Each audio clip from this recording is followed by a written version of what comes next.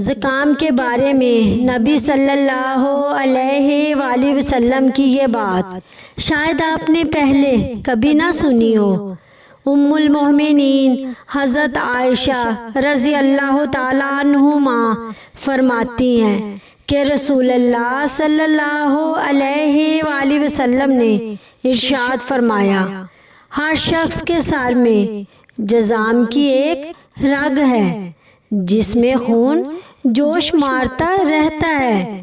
جب اس کا جوش حد سے زیادہ بڑھنے لگتا ہے تو اللہ تعالیٰ اس پر زکام مسلط فرما دیتا ہے، اس لیے زکام کی دوا مت لیا کرو۔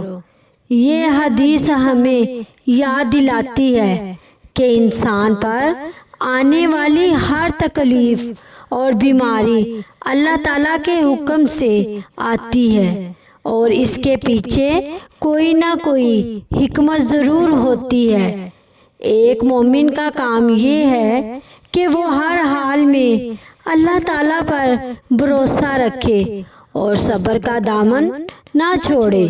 بعض اوقات جس چیز میں ہمیں تکلیف محسوس ہوتی ہے اسی میں اللہ تعالیٰ کی کوئی بڑی مصلحت اور بھلائی پوشیدہ ہوتی ہے۔